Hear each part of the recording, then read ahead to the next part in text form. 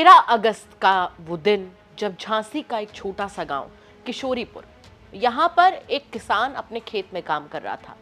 लेकिन जब वो अपने खेत के कुएं में झांकता है तो उसे 2 बोरियां मिलती हैं।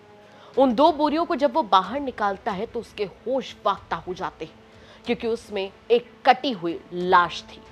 एक ऐसी लाश जिसका सर से लेकर कई हिस्से गायब थे। और जब एक कहानी खुलती है तो सामने आता है एक नाम, रचना यादव का। मध्य प्रदेश की रचना यादव के साथ क्या कुछ हुआ और इसकी पूरी कहानी क्या है, ये अब तक आपको नहीं पता होगा। हम आपको बताएंगे ये क्राइम की सबसे बड़ी कहानी इस हफ्ते की, जिससे आपके होश न उड़ जाए तो कहिएगा। नमस्कार, स्वागत है आपका यूपी तक में। मैं हूं आपके साथ गौरांशी श्रीवास्तव। आप देख रहे हैं हमारा खास कार्यक्रम the big crime story. The big crime story में कहानी आज उत्तर प्रदेश के झांसी की। झांसी कह लीजिए, मध्य प्रदेश कह लीजिए, क्योंकि कहानी के तार इन्हीं 2 प्रदेशों से, इन्हीं 2 जगहों से जुड़े हुए हैं। रचना यादव, जिसकी पहली जब शादी होती है तो शादी के 5 साल बाद वो अपने पति और बच्चों को छोड़ देती है, क्योंकि पति से अनबन थी। दूसरी शादी शिवराज यादव से करती है। उसके बाद शिवराज यादव की मौत हो जाती है। तीसरा, वो लिव इन में रहने लगती है। लिव इन में किसी और के साथ नहीं, बल्कि झांसी के ही एक गांव के पूर्व प्रधान संजय पटेल के साथ। लेकिन अचानक से रचना यादव की लाश मिलती है।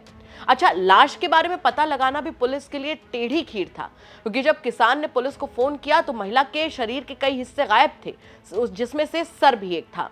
तो ऐसे में उनके सामने बड़ी चुनौती थी ये पता लगाना कि आखिर लाश किसकी है, जिसके चलते पुलिस ने मुस्तैदी दिखाते हुए पूरे झांसी में 1000 के करीब पोस्टर्स लगवाए और छानबीन शुरू कर दी।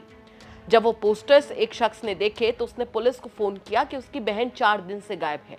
और यहीं से पता चलता है कि लाश किसी और की नहीं, बल्कि मध्य प्रदेश के टीकमगढ़ की रहने वाली रचना यादव की है। वो रचना यादव जो अपने पहले पति को छोड़कर दूसरी शादी के लिए झांसी आ गई थी। जब उसके पति की मौत हो गई तो पति की मौत के बाद जेठ के खिलाफ उसका एक केस चल रहा था, और इस केस में उसकी मदद कर रहा था झांसी के ही गांव का पूर्व प्रधान संजय पटेल, जिसके साथ रचना ने लिव इन में रहना शुरू कर दिया। मांग में सिंदूर लगाकर रील्स अपलोड करना शुरू कर दिया। पति की मौत के बाद जब लोग रचना यादव की मांग में सिंदूर देखते तो हैरान रह जाते, लेकिन उसने तो संजय पटेल को अपना पति मान लिया था। और यहीं से शुरू होती है क्राइम की कहानी की रूपरेखा। रचना यादव संजय पटेल से शादी करना चाहती थी, लेकिन पहले से शादीशुदा संजय पटेल लिव इन में तो रचना के साथ रह रहा था, लेकिन शादी में उसकी ना थी। ऐसे में धीरे धीरे रचना का दबाव बढ़ने लगा।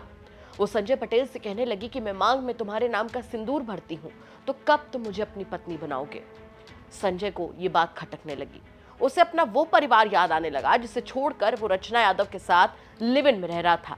और ऐसे में उसने एक योजना बनाई, योजना रचना यादव को रास्ते से हटाने की। इसी कड़ी में संजय पटेल का साथ दिया उसके भतीजे संदीप पटेल और उसके एक साथी प्रदीप ने। तीनों ने मिलकर निर्ममता से रचना यादव को मौत के घाट उतारा। उसे मौत की नींद सुलाने के बाद उसके शव के टुकड़े किए और कुछ टुकड़े किशोरीपुर गांव के एक किसान के खेत में बने हुए कुएं में फेंक दिए। उन्होंने सोचा था कि कानून के शिकंजे से वो बच जाएंगे, क्योंकि उस लाश के टुकड़ों में सर तो था ही नहीं।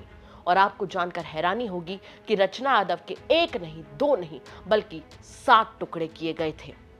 अपने पहले पति और बच्चों को छोड़कर टीकमगढ़ से, मध्य प्रदेश के टीकमगढ़ से झांसी अपनी आगे की खुशहाल जिंदगी की उम्मीद में आई रचना के पति की मौत हो गई। जिसके बाद जब उसने अपने जेठ के अगेंस्ट केस डाला तो उसमें उसका साथ एक गांव का पूर्व प्रधान संजय पटेल देने लगा। रचना के दिल में संजय का प्यार घर करता जा रहा था, लेकिन संजय के दिमाग में रचना का फितूर महज एक समय को बिताने का तरीका था। तभी तो वो लिव इन में रचना के साथ रहता था, लेकिन अपने परिवार को छोड़ने के लिए राजी नहीं था, जिसके चलते उसने इस खौफनाक साजिश को रचा। और पुलिस ने अब इस ब्लाइंड मर्डर का खुलासा करके तीनों आरोपियों को गिरफ्तार कर लिया है। इसमें पहले ही जैसे ही एक शख्स ने बताया कि उसकी बहन लापता है, तो कड़ियों को जोड़ते हुए पुलिस ने पहले ही संजय पटेल और संदीप पटेल, यानी कि पूर्व प्रधान है संजय पटेल जिससे रचना लिव इन में रहती थी, उसके साथ साथ संदीप पटेल जो कि उसका भतीजा, से गिरफ्तार कर लिया था। और अब प्रदीप को भी पुलिस ने गिरफ्तार कर लिया है। प्रदीप पर 25,000 रुपए का इनाम भी पुलिस ने रखा था। लेकिन ये घटना अपने आप में कई बड़े और गंभीर सवाल खड़े करती है। सबसे बड़ा सवाल तो ये है कि एक बिखरी हुई शादी के बाद एक दूसरी शादी, उसके बाद पति की मौत, उसके बाद लिव इन। क्या रचना ने इंसान को चुनने में गलती की? और उससे बड़ा सवाल यहाँ पर यह खड़ा होता है कि अगर पूर्व प्रधान संजय पटेल रचना यादव के बनाते हुए शादी के दबाव से परेशान था, तो पहली बात तो उसने उसके साथ लिव इन में रहना क्यों स्वीकार किया? और उसके बाद क्या उसकी लाश के 7 टुकड़े करने के अलावा उसके पास पुलिस के पास जाने का चारा नहीं था? इन तमाम सवालों के साथ आपको छोड़कर जा रहे हैं। साथ ही आपसे भी कहना चाहेंगे कि अगर आपके आसपास के इलाके में कोई ऐसी बड़ी घटना होती है जो कि क्राइम की एक बड़ी खबर बन सकती है, तो हमें कमेंट करके जरूर बताइएगा। हम उसकी तह तक जाएंगे, उसके बाद में उसे खबर के तौर पर आप तक जरूर पहुंचाएंगे। नमस्कार।